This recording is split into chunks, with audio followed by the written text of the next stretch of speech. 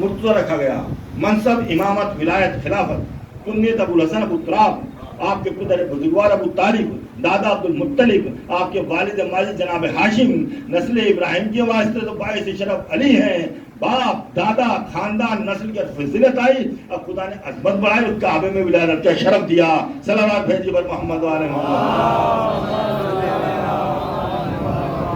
کیا کہنا علی کی فضائل کی بلندیوں کا، کمال انسانیت کی وہ، صلوات بھیجی بر محمد و آل محمد پر۔ کیا کہنا علی کے فضائل کی بلندیوں کا، کمال انسانیت کی فضیلت ہو، ضیاء فضیلت قریش سے ملی، تاج سیاست ہاشم سے ملا، دادا کی سردار سے ممتاز ہوئے، باپ سے نصرت رسول ملی، ماں میں ایمان کی منزل ملی، کعبہ سچا خانہ بنا، لعاب دہن پیغمبر سے آب و تاب آئی، آخر دوش رسالت کی زینہ بنا، لوح دل سادہ تھی، کوئی نقش آیا نہ تھا کہ سیرت رسول نے جھلک ڈالی، نبوت کی تجلیاں آئین قلب علی میں اتری، اور تصویر اخلاق رسول اپنے مکمل خط و خال کے ساتھ علی میں یوں نمایاں ہوئی کہ آخر رسول کو کہنا پڑا، لہموں کا لہمی، دموں کا دمی، سلبوں کا سلبی، حربوں کا حربی، بغضوں کا بغضی، نفسوں کا نفسی، صلوات بھیجی بر محمد حقیقت یہ ہے کہ علم رسول، اخلاق رسول، سیرت رسول، جمال رسول، کمال رسول، عدالت رسول، غرض کیا فضیلت رسول علی میں یوں آ کے چمکی جیسا کہ موسیٰ کے ہاتھ میں تھے بیضا، یا نہر کوثر میں آفتاب کی ضیاء، یا چاند کے دامن میں سورج کی چمک، یا کام عشم حبیب کا نور، یا نور محمدی میں کمال قدرت، اور کمال قدرت میں جمال علم، یا قرآنی الفاظ میں معنی کی چمک، اور معنی کے دامن میں مشیت باری کی مہک۔ حق یہ ہے کہ وہ آئے نہ کیا جو صورت کشی نہ کرے، وہ لو کیا جو ارادہ باری کا مظہر نہ ہو، وہ صفاتینت علی کے جن میں تصویر رسالت نہیں اترے، صلوات بھیجی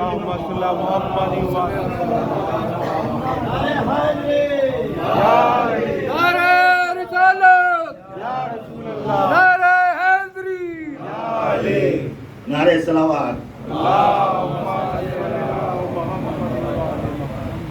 تو عزیزان گرامی، پروردگار عالم قرآن مجید میں ارشاد فرما رہا ہے، ما آتاکم الرسول فخذوہ وما نہاکم عنہ فانتہوا، جو رسول تمہیں دے دے اسے لے لو، اور جس سے منع کرے اس سے رک جاؤ۔ اب رسول نے غدیر کے منبر سے ہمیں مولا دیا، ہم نے لیا، قرآن کی آیت ہے کہ جو رسول دے اسے لے لو، اب ہم پر اعتراض نہ کرو، بتاؤ یہ کون سا قضا ہے جو ہم نے رسول اللہ سے نہیں لیا؟ توحید رسول سے لی، نبوت رسول سے، قیامت رسول سے، ہم نے اپنے امام مولوی سے نہیں لیے، معصوم سے لیے، اور معصوم سے لی تو معصوم عن الخطا سے لیے، معصوم سے لی تو پاک لیے، پاکیزہ لیے۔ ہم کہتے ہیں بار الہ معصوم کے صدقے میں ہماری دعا قبول کر، اور جب ہماری دعا قبول ہوتی ہے تو ہم نظر دلاتے ہیں، حاضری دلاتے ہیں۔ بھئی یہ کہاں لکھا ہوا کہ اللہ آپ کے ہاتھ میں دے گا؟ اور یہ کہاں نہیں لکھا ہے جو ہم پنجتن کے حوالے سے کرتے ہیں، پنجتن کے ذریعے سے کرتے ہیں؟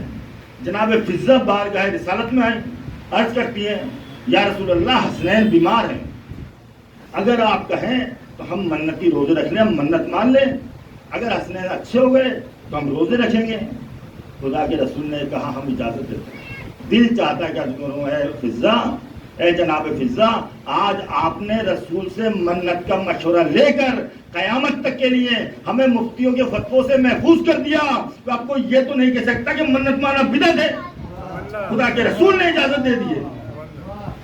بات مختصر کر کے منت مانی گئی، حسنین اچھے ہو گئے، منتی روزے رکھے گئے۔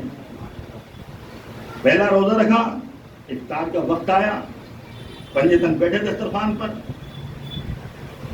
روزہ کھولنے کے لیے جیسے ہی بیٹھے سائل نے آواز دی، اپنے حصے کی روٹی اٹھائی، پنجتن نے سائل کو دے دی، دوسرے دن پھر روزہ رکھا، پھر افطار کا وقت آیا، جیسے ہی روزہ کھولنے بیٹھے پھر سائل نے آواز دی، پہلے یتیم آیا تھا، مسکین آ گیا، اپنے ہاتھ طرف کی ساری روٹی اٹھائی اور اس کو دے دی، تیسرے دن پھر روزہ رکھا، پھر سائل آیا، پہلے یتیم آیا، مسکین آیا، بصیر آ گیا، تینوں نے تیسرے دن بھی اپنی ساری روٹیاں دے دی. ادھر تیسری روٹیاں دی کہ رحمت الہی کے سمندر میں طغیانی آ گئی.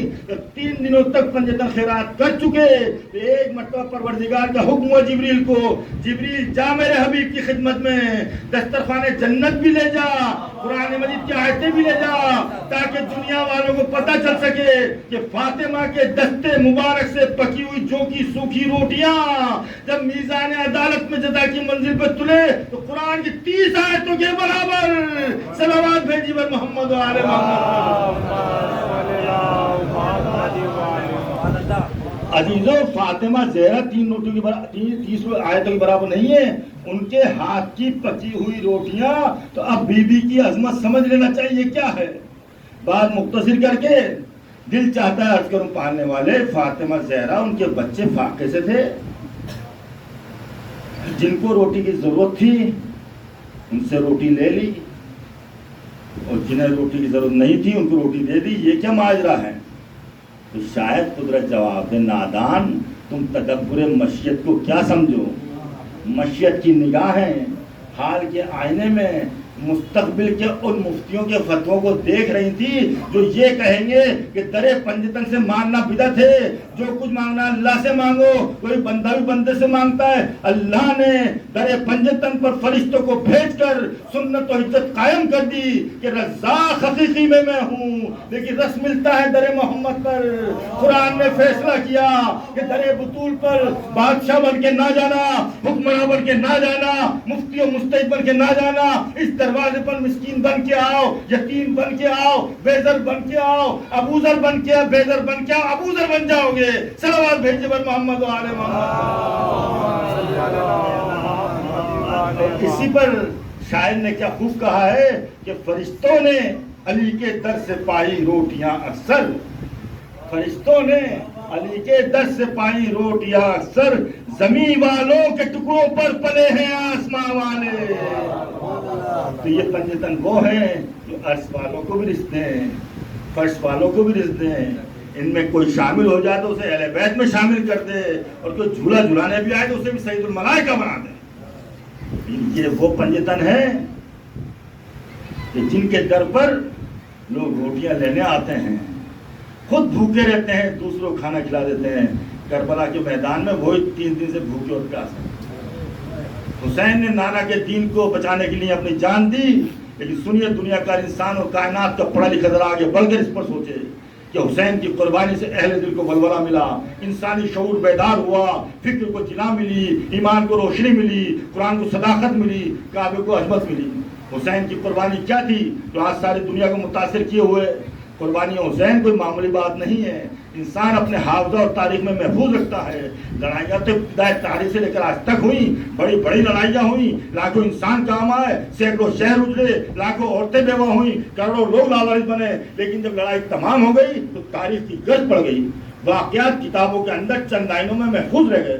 فقط دنیا میں جنگ کربلا وہ ہے جو نقطہ تھا جہاں پر لڑی گئی, اور آج یہ لاج ہو کر ساری دنیا پر پھیل گئی. پھر سنیے کہ کربلا کا جہاد جو نبی کے نواسے نے لڑایا وہ کس سے لڑا ہے. دنیا کے ہر ملک کو حسین کی ضرورت ہے, دنیا کے ہر انسان کو حسین کی ضرورت ہے. ارے انسانیت مر جائے اگر صداقت جوہر نہ ہو, قومیں فنا ہو جائیں اگر ولولہ نہ ہو, اور اگر انسان کو انسان بننا ہے تو آؤ حسین کے ناصر و سبق لو. قوموں کو زندہ رہنا ہے تو آؤ کربلا کے 72 لوگوں سے زندگی سیکھو جو آج تک زندہ ہیں. میں آپ کو چند منٹ میں ایک تصویر دکھا دوں, اس سے آپ کو اندازہ ہو جائے گا حسین کس سے لڑے اور کیوں لڑے. اور مجلس بہت جلد تمام ہوگی. یزید اس وقت کا یزید تھا, لیکن آج کے یزید کو دیکھیں تو ہم کہیں یزید ہمارے سامنے آ جائے تو اس کے ہم ٹکڑے ٹکڑے کر کے رکھتے ہیں. لیکن آپ اس وقت کی یزید کی پہچانیے کہ کتنا سپر پاور تھا وہ. پورا ایران, عراق, سعودی عرب, اسرائیل, افغانستان, یونان کی سرحدوں تک, ادھر ہندوستان کے اندر بہت بڑا علاقہ, افریقہ کے اندر بہت بڑا علاقہ. حکومت اس وقت کی سب سے بڑی طاقت کا نام تھا. اب سنیے حسین کیا ہے, اپنے زمانے کی دنیا کی سب سے بڑی طاقت کو ٹھکرا دینے کے لیے اکیلے اٹھے. حسین سربراہ مملکت نہ تھے, حسین ظاہری شہنشاہ نہ تھے, حسین کے سر پر کسی دنیاوی حکومت کا تاج نہیں تھا, حسین کے زیر نگی دنیا کے علاقے سے زمین نہیں تھی, لیکن پھر بھی حسین کو چیلنج دیا یزید نے.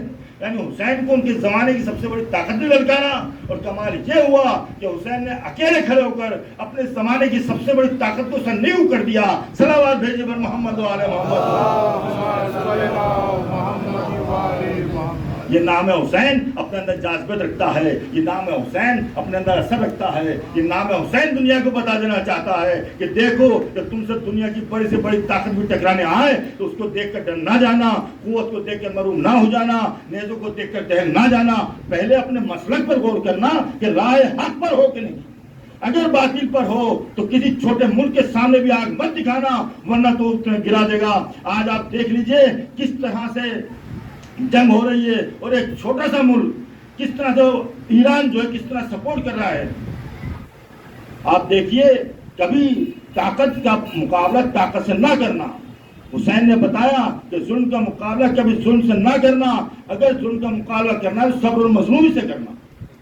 عزیزان گرامی، یہ حقانیت حسین ہے جو دلوں کو منقلب کرتا ہوا خون کربلا سے موجے مارتا ہوا آگے بڑھا ہے، اس نے نسلوں کو منقلب کیا ہے، اور جہاں نسل اور اصل میں شرافتیں آتی ہیں وہاں حسین کے قافلے میں حر بن کر لوگ شامل ہوتے رہتے ہیں، اور نہ جہاں نسل داغدار ہے وہ ہر دور میں اپنے زیادہ و یزید ابھرتے رہتے ہیں۔ آج دنیا بے چین ہو رہی ہے، بے چینیاں خرید رہی ہے، آتنکواد کا شکار ہے، دہشت گردی کا شکار ہے، آخر کیوں؟ کیا وجہ ہے؟